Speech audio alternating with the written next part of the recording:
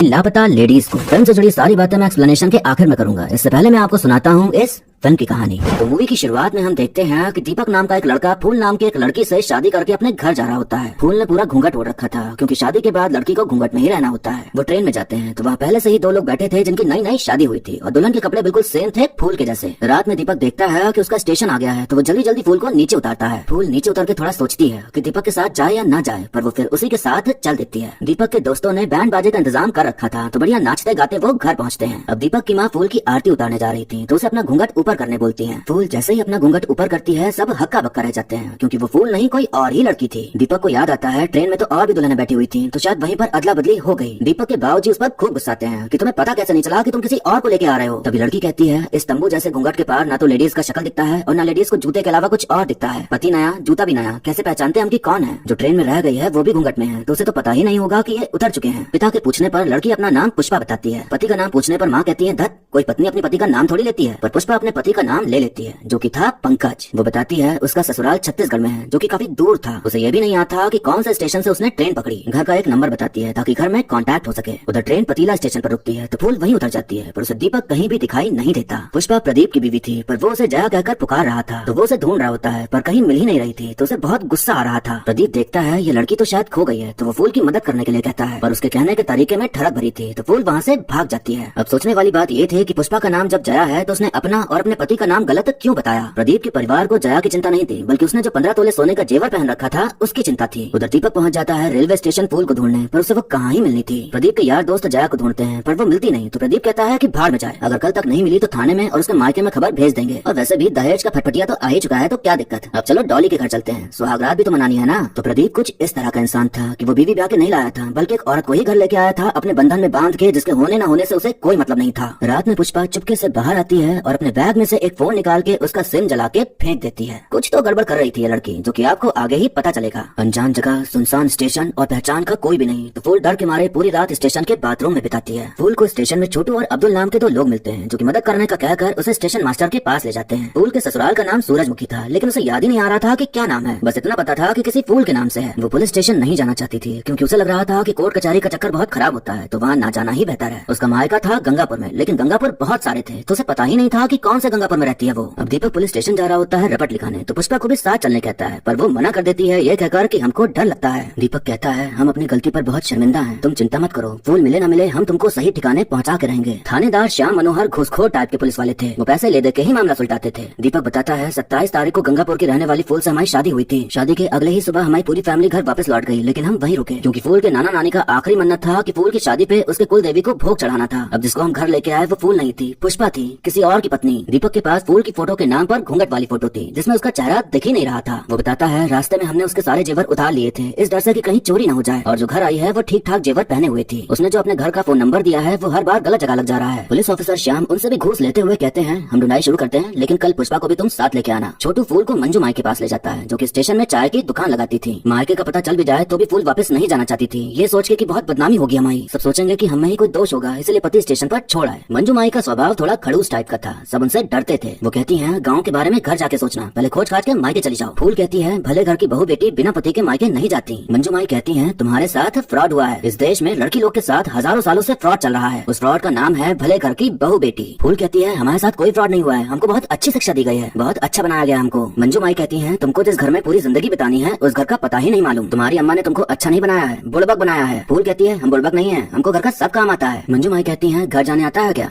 नहीं ना, बुड़बक होना शर्म की बात नहीं है, बुड़बक होने पर गर्व करना ये शर्म की बात है। पुष्पा सुबह सुबह मंदिर गई थी और फिर 5 घंटे बाद वापस आई तो सबको लगा कि कहीं चली गई थी, पर वापस आ गई तो सबको तसल्ली होती है कि आ गई, वरना लोग बोलते हैं कि एक ही दिन में 2 लड़की खुआ दिए। प्रदीप ने जया के खोने की रिपोर्ट लिखा दी थी तो वही रिपोर्ट आसपास के थाने में दे दी जाती है तो श्याम के पास भी वो रिपोर्ट आती है तो उसे शक होता है कि कहीं पुष्पा ही तो जया नहीं। रात होने पर पुष्पा फिर से छुप छुपा के बाहर जाती है और फोन में एक नया सिम लगाती है तो अब समझ में आया कि क्यों वो 5 घंटे से गायब थी मंदिर जाने के बहाने। मंजू माई को लग रहा था कि फूल का सारा गहना उतरवा लिया तो अब उसका पति वापस नहीं आने वाला, वो निकल चुका है। पर फूल को यकीन था कि दीपक उसे ढूंढ ही रहा होगा और कभी न कभी उसे खोज ही लेगा। मंजू माई फूल को अपने ही दुकान में काम करने का काम दे देती हैं। दीपक की भाभी पूनम अपने पति को अपने बच्चे का नाम कहकर पुकारती थी, जैसे बबलू के पापा। तो पुष्पा पूछती है कि आप उनका नाम क्यों नहीं लेती? तो पूनम कहती है पति का नाम नहीं लिया जाता। पुष्पा कहती है कि जब अच्छा खासा नाम रखा है तो एजी ओजी काहे करना। पुष्पा को ख्याल आता है कि उसके हाथ में तो उसके नाम का टैटू बंधा है। अब दीपक उसे थाने ले जाता है तो पुष्पा अपना नाम, पिता का नाम, गाँव का नाम, पति का नाम सब कुछ झूठ बताती है। जो रिपोर्ट आई थी उसमें लिखा था कि हाथ में जया नाम गुदवाया है। तो श्याम हाथ दिखाने को कहता है। पुष्पा ने जया को श्रेया कर लिया था। श्याम पूछता कि नाम जब पुष्पा है तो श्रेया काहे गुदवाई? पुष्पा कहती बचपन में हमारे दादा हमको श्रेया कहकर बुलाते थे इसलिए ये नाम गुदवाया। श्याम उसकी फोटो खिंचाने की बात करता है तो पुष्पा घूंघट ओढ़ लेती है, ये कहते हुए कि घूंघट के बिना फोटो खिंचवाएंगे तो बदनामी होगी। पुष्पा जाने लगती है तो श्याम अचानक जया कहकर पुकारता है तो पुष्पा पलट जाती है, जिससे कि श्याम को समझ आ जाता है कि यही जया है। मंजू माई फूल को अपने घर लेके चली जाती है जहाँ वो अकेले रहती थी। फूल के पूछने पर वो बताती है कि मैंने मर्द बेटा सबको भगा दिया। मर्द बैठ के हमारी कमाई खाता था, ऊपर से दारू पी के हमको ही मारता था। कहता था जो प्यार करते हैं उसको मारने का हक होता है। एक दिन हम भी एक घुमा के हक जता दिए। फूल कहते कि हम आपकी दुकान के लिए कोई मिठाई बना देते हैं बेचने के लिए। मंजू माई कहती रसोई पराया है, ठीक से बना पाओगी? फूल कहते कि पराई रसोई को अपना बनाना यही चीज तो सिखाई है हमारी अम्मा।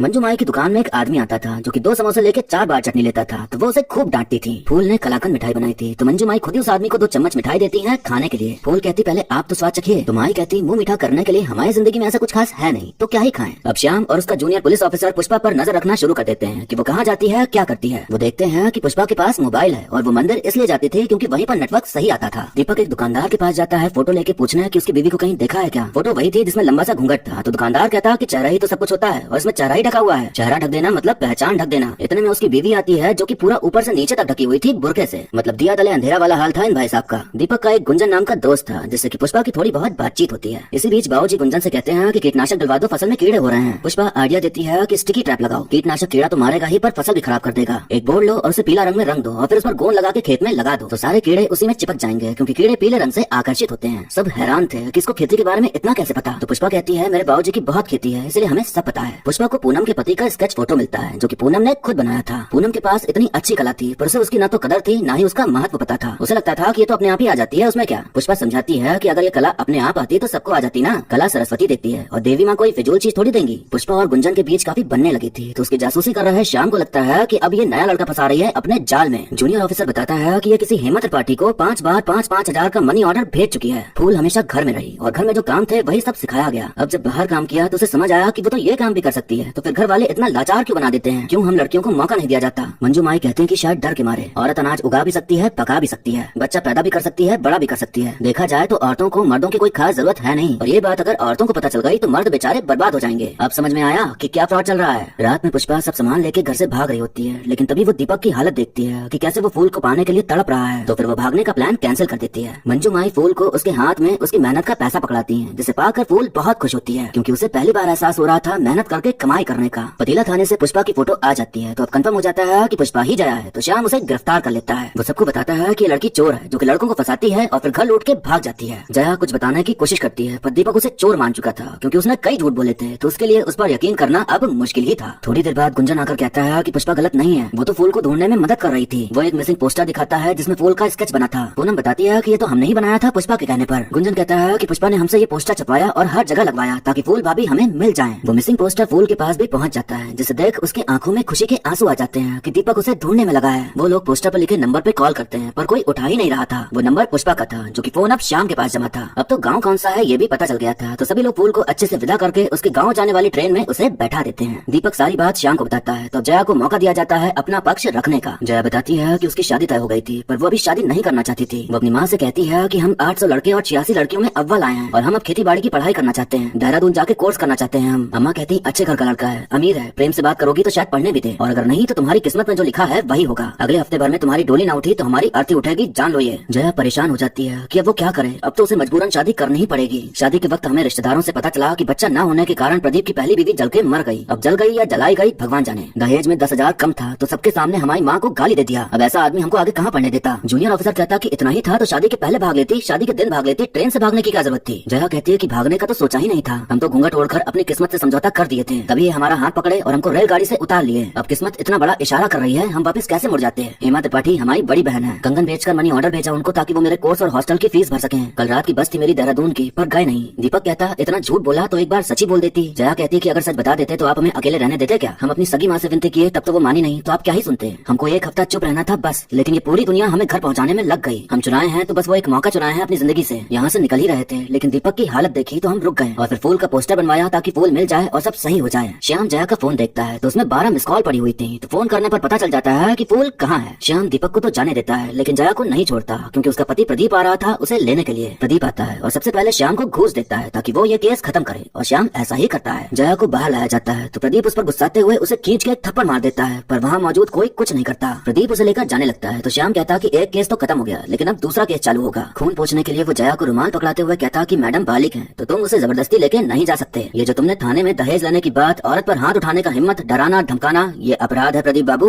अगर ये फिजिकल अब्यूज और दहेज का केस दर्ज करा दे तो हम आपको तुरंत अंदर कर सकते हैं। वो जो तुम्हारा पहली बीवी का केस है फिर वो भी खुलेगा और जांच होगी कि वो जली थी या जलाई गई थी। प्रदीप तुरंत वहाँ से खिसक लेता है क्योंकि उसे समझ आ गया था कि श्याम जया के साथ है उसके नहीं। श्याम ने भले घूस ले लेके कई गलत काम किए हों पर इस बार वो सही काम कर गया। श्याम जया को उसके जेवर लौटाते हुए कहता है कि अच्छे से पढ़ाई करना। दीपक दौड़ते भागते स्टेशन पहुंचता है तो वहाँ उसे उसकी फूल मिल ही जाती है। दोनों एक दूसरे को पाकर खुशी से फूले नहीं समाते और गले से लगा एक दूसरे को जकड़ लेते हैं। दीपक उसे घर ले जाता है तो पूरा परिवार भी उसे देख खुश हो जाता है कि चलो घर की असली बहू घर आ गई। फूल के घर पहुंचने की खबर मंजू माई तक भी पहुंच जाती है तो उनकी आंखों में भी खुशी के आंसू होते हैं। आज वो मिठाई खाती हैं क्योंकि उनकी जिंदगी में भी कुछ ऐसा हुआ था कि वो अपना मुंह मीठा कर सकें। अब हम देखते हैं कि जया देहरादून जा रही है पढ़ाई करने के लिए और सब उसे छोड़ने आए हैं। जया सभी को खुशी खुशी अलविदा कहके दोबारा वापस आने का वादा करके निकल जाती है अपने सपनों को पूरा करने। और फिर इसी कहानी के साथ ये मूवी यहीं पर खत्म हो जाती है।